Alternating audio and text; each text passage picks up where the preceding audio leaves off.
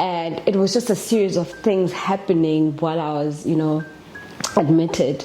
It started with the eyes. Now, the following day, I tried getting out of bed. Suddenly my legs are just, I think it was paralysis. It was temporary paralysis at the time. I couldn't walk. They had to call my family. My sister was coming every single morning to come and bath me, to come and feed me, because I was practically just lying there on bed, not doing anything.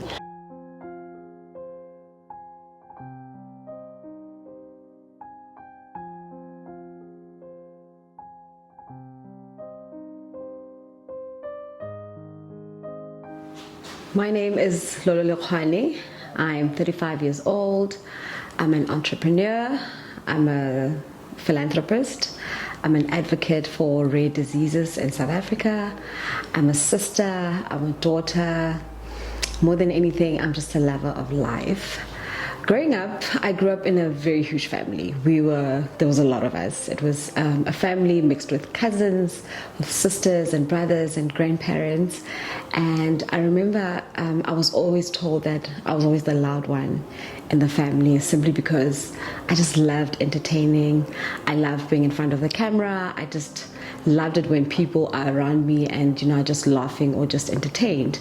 Back in high school, when there was drama, I know I always entered. When there was dancing, I was always there. When there was choir, even though I couldn't sing, I was always there. I made sure that I'm part of the choir.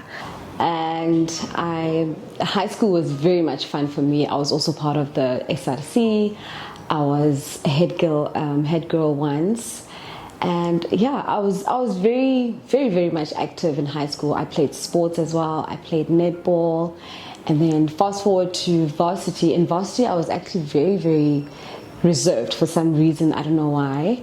And that was the time when I started going for auditions, because, like I said, growing up, I always knew that entertainment was my thing.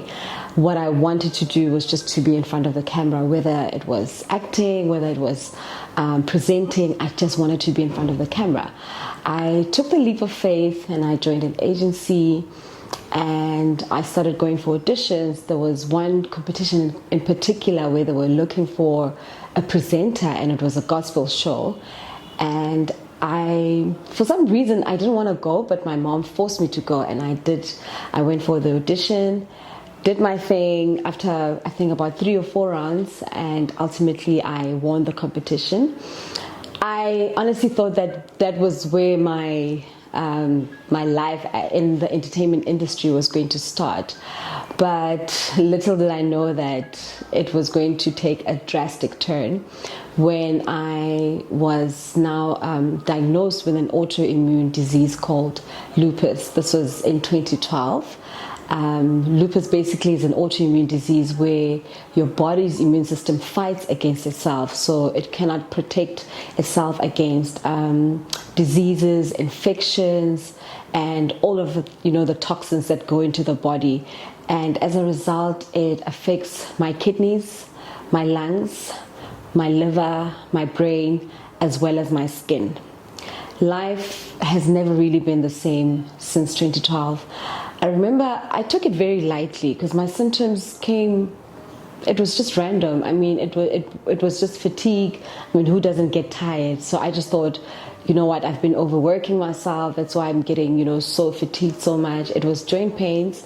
But there's one particular day when I woke up and I was going to work, but my arms couldn't lift. My legs were swollen, my feet were as big as an elephant, and I couldn't get out of bed.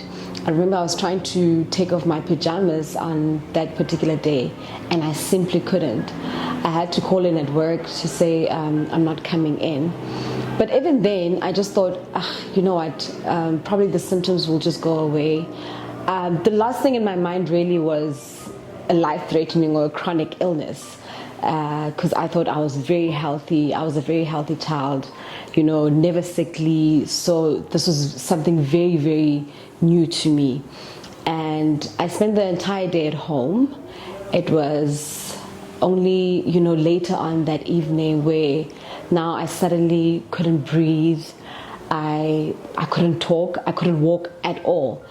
And by the grace of God, I managed to call one of my ex-colleagues to come and fetch me, because she stayed very close to where I stayed as well. And they came, rushed me to the hospital.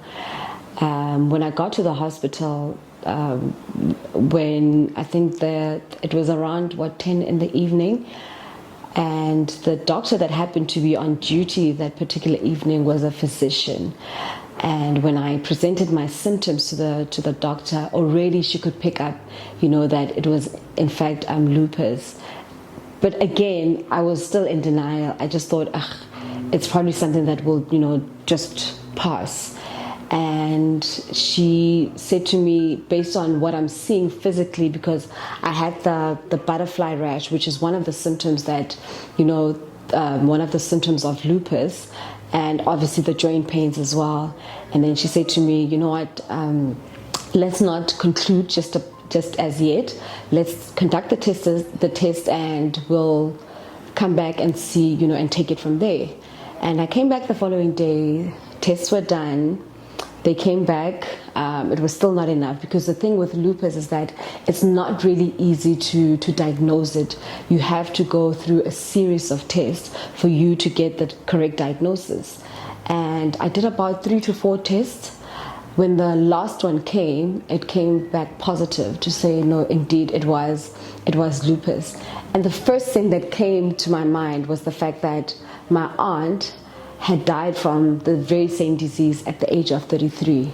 But I think at the time it hadn't really registered that, it's such a serious condition to have, because at the time I was fine, I wasn't that ill as yet. So I thought, you know what, I don't think it will get as worse as it did with my aunt, because I had witnessed her, being ill for like 13 years. I can't remember my aunt being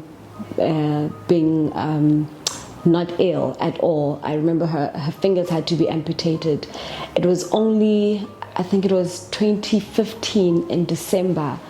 I had gone out for lunch. It was a normal day for me. I woke up feeling fine. I went out for lunch, and at the restaurant I started feeling very, very ill. I can't even explain what that feeling was like. And the person that I was with started, he could also see that something was terribly wrong with me, and took me back home. I went home to go sleep. The following day, I was meant to drive back home to my Fikeng.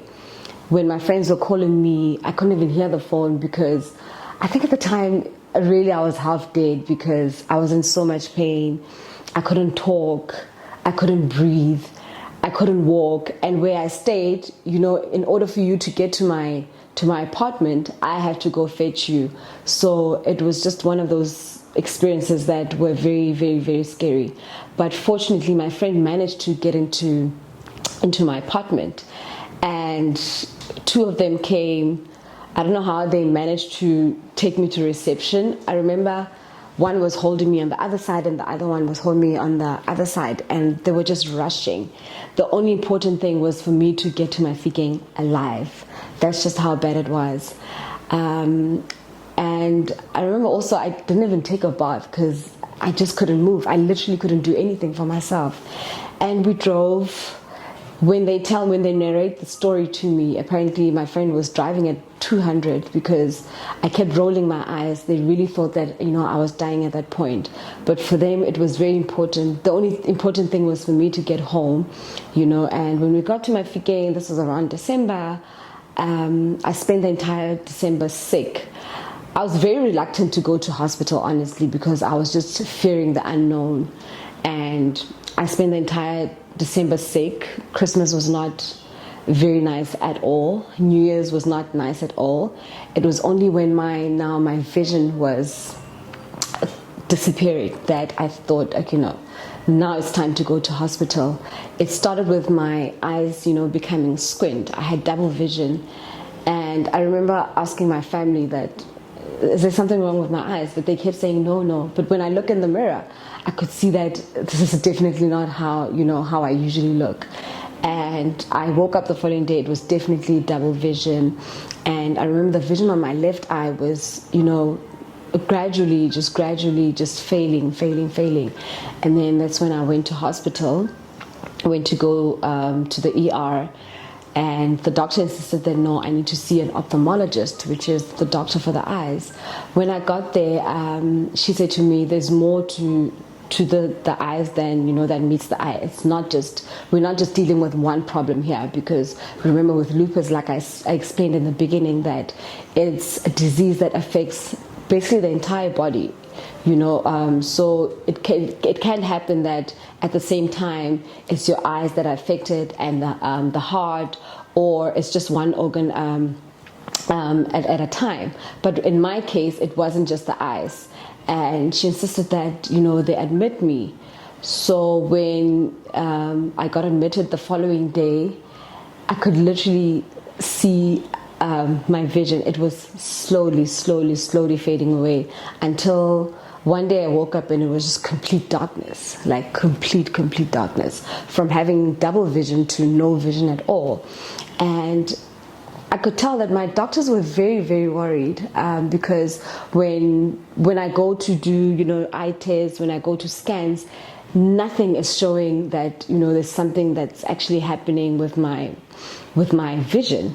So for me, it was, I don't know honestly what to make of it, because if technology is not showing that there's something that's going on, I didn't know what to believe. And it was my first time in hospital, so everything was just going on all at once. And then I went for an MRI. When the MRI results came back, it turned out that I had meningitis as well, which is basically clots in the brain. So luckily that doctor could actually pick up that, it wasn't just the eyes, but I actually needed to be admitted for more than just what I came there for. And it was just a series of things happening while I was, admitted. It started with the eyes. Now the following day, I tried getting out of bed. Suddenly my legs are just, I think it was paralysis. It was temporary paralysis at the time. I couldn't walk. They had to call my family. My sister was coming every single morning to come and bath me, to come and feed me, because I was practically just lying there on bed, not doing anything. And then this was around, I stayed in hospital for like 4 weeks. And then my doctor said, you know what, we've pretty much done everything that we can. We literally just have to leave it to faith now, because as doctors, she was sending me to her colleagues to go check maybe if there's something that she was missing. But even with her colleagues, no one saw anything. And I got discharged. I remember saying to my doctor that, you know what, there's no need to worry, because the next time when I come back here, my vision will be restored. Obviously, there was that, that element of a bit of worry, because I just thought to myself, this kind of faith, where does it come from? The only thing right now that makes sense, it's science, but also faith, does not follow logic. So for me, I truly believed it down inside that something was going to give, my vision will be restored. And I went home. Every single day I meditated upon that. I made sure that I would call my little sister in the room and ask her, to lift her fingers and show me how many fingers are there, because I wanted to see if something was happening every single day. It was a routine that somebody had to walk into the room and do something, or just wear something of color, so that I can see if something, was changing, if there were any changes. And I remember one particular morning, I think it was a Tuesday morning, I woke up and my mom just walked into the room and she was wearing something, I think it was orange. And then I said to her, "Are you wearing orange?" And that moment was just, it was almost as if a new child had been born into the family. That's just how happy the entire family was, because it was a struggle. It was 2 months of fear, 2 months of worry, 2 months of uncertainty, because with that kind of disease, nothing is really certain. So many people things have just been permanent. So you are really blessed if you do get your vision back, if you do happen to walk back, And 2016, the entire year, honestly, I was fine. Everything was just going well. I was just living my best life. 2017, just when I thought, things could not get any worse. Now, again, I'm starting to, I could literally feel my spinal cord being painful. I don't even know how to explain that, but it was not my back, but my spinal cord.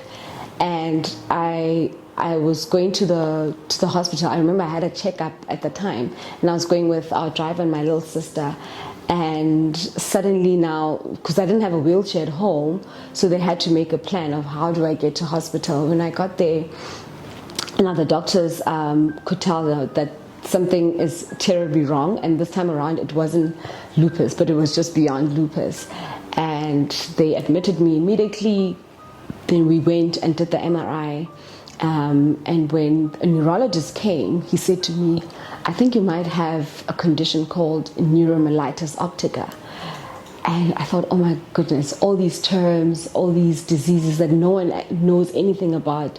I thought lupus, it couldn't get any worse than lupus, but it actually did. And he said to me, we need to go do an MRI urgently, because if we detect it early, then we can manage it.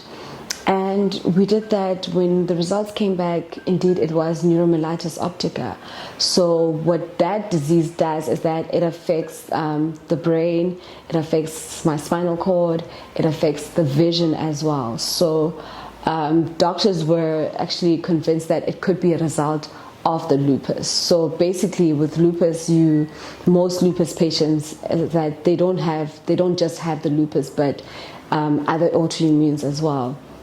Now that changed my life for good, because it's such a physical disease that sometimes when I had to go for auditions, that had to be on hold, be on pause. I had to think of other ways of making money, think of dream a new dream basically, because now it meant that going for auditions would be difficult. It meant that having a 9-to-5 would be difficult as well, because like I said, it's very uncertain. You don't know tomorrow how you're going to wake up. Are you going to wake up being able to walk? Are you going to wake up feeling okay? And that's when I resigned from my job in 2017, and I just took the leap of faith, and I said, let me just rather do something that will not be so strenuous on me and trigger stress or trigger my relapses.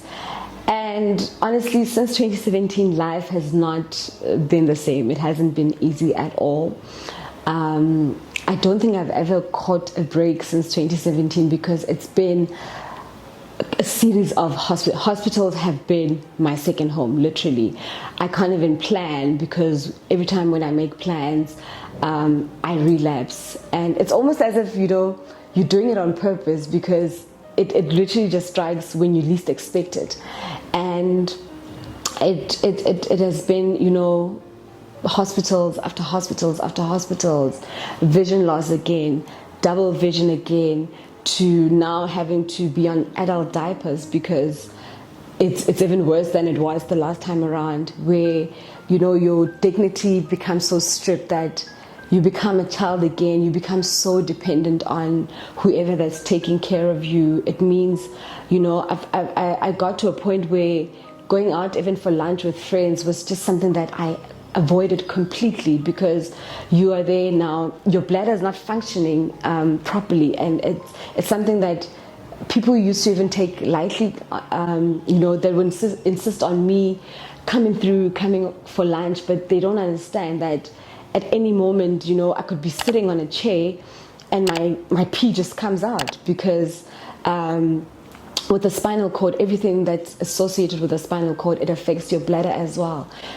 So it has been that it's been me having projects to do that would have to be on hold, because I'll have to be admitted for like 3 months or 2 months in hospital. And also with that, you don't really know what the outcome of your hospital stay is going to be, because it's such a progressive disease that the older you get, the more serious it becomes, the more severe the relapses are. You don't really know what's going to come out of that, and that's been my life for the past 4 years. Last year was even worse. In 2022, for 7 months, it was 4 hospitals. In the midst of all of that, it was pneumonia, it was TB, it was pulmonary embolism. I had clots in my lung, and just when I thought, when I get discharged from one hospital, I'm like, ooh, I'm finally catching a breather. No, something strikes again. It's clots in your lung. Just when I thought I have, beaten this, it's something again. You have to go for rehab, physio, for 6 weeks on end. And also that was very challenging mentally, because you're in an institution where it's mostly old people, but you're the youngest, and you're the youngest person there, with doctors who are not really sure if you will regain your mobility again, because of what the results of the scans showed. It showed that how damaged my spinal cord was. So yeah, it has been a roller coaster ride, but by the grace of God, here I am today. I'm walking again. That wheelchair is not a part of my life anymore. I'm driving again. I am slowly regaining my life again. I'm in a very good space. I'm in a happy space. I am not completely 100% okay, but I am so grateful that things that I wasn't able to do for the past 7 months, I am doing right now. I'm basically human again. My independence I've gained. I can hold a soap without it falling. I can, cook again, stand in front of a stove, not actually sit in front of a stove, but stand in front of a stove and cook like everyone else. I can climb the stairs again, which is something so incredible. I don't have that much anxiety again. So for me, for now, I think my job is just to continue, teaching people about autoimmune diseases, advocating for people with rare diseases, because we are so misunderstood, so misunderstood, and we have diseases that people don't really understand, and they're so mysterious. I've had to fight so many times at the workplace because my boss would think that I'm making things up, because physically I would look fine, but internally I would be fighting battles that no one could ever comprehend. So I had to constantly, also educate my employees, my colleagues rather, and my employer that that there's a reason why it's called invisible. They're called invisible diseases because physically you cannot see anything, but internally, what happens internally is a completely different story. But that's why ultimately I had to resign, because I was just tired of having to constantly explain myself.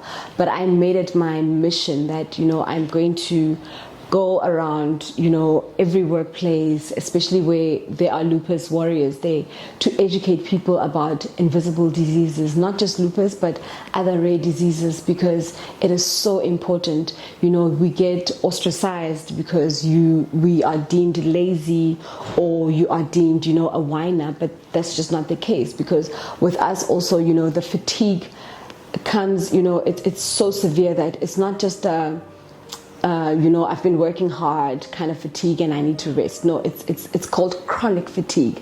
It's something that happens every single day. You wake up with chronic fatigue.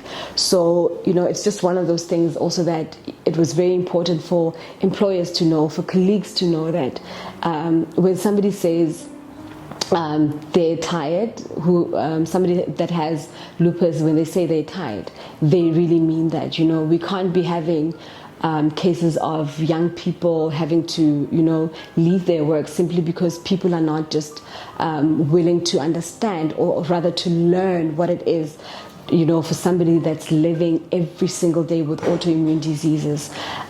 So that's, why I also decided to form a foundation, an NPO called the Lolo Lekgoane Lupus Foundation. And basically, really, the objective of the foundation is to not only educate and raise awareness, but also to offer counseling and support to people and families, especially that are living with people with autoimmune diseases, because it is really not an easy task. I know my family, for one. I can see, how drained they become emotionally, because it's always Lolo, it's always Lolo and hospitals, Lolo and hospitals, Lolo and hospitals. I know every time, even when they call me, there's that bit of, worry, or they're scared to ask me, how are you? How truly are you? Because of what answer that I might give them, because there's always that fear that my response will be, oh, actually, I'm actually in hospital, or actually, I'm not feeling well, because that's always the case. So I believe that my purpose and my mandate really is to make sure that people are understood. People with rare diseases are understood, because it's that important to me, for a person that's that's living with chronic illnesses, that to make sure that they get to live a life that's normal, not having to feel like we are different in any way, because we might just need that extra little care or that extra little help. So that's where the foundation comes in, and we do this through a series of workshops. We have support groups. We have walkathons that we have every single May, because May is Lupus Awareness Month, that we have around the country. Basically, it's just to raise the flag and to say, listen, here's this thing, it's there. It might not be that common, it might not be well known, but that's what we're trying to do, to say, what, be on the lookout. Just take time to educate yourself, because there's so many other people out there as well that also have the disease but don't even know, because it's such a mysterious disease. It's such a misunderstood disease and diagnosed disease. One of the diseases that are very much misdiagnosed. That's where you get people, or young people mostly, because it affects mostly young people, that actually die at an early age because of misdiagnosis. So that's where we chip in to say, because even GPs, most general practitioners, don't even know about the conditions. I've had to educate them a lot about what lupus is. So if we can actually just fill that gap, to say, I've got these symptoms, to actually know which kind of doctor you have to go to, that will actually, reduce the amount of young people that have had to, die because of lack of knowledge, really. My name is Lolo Lekgoane, and I have been through the most.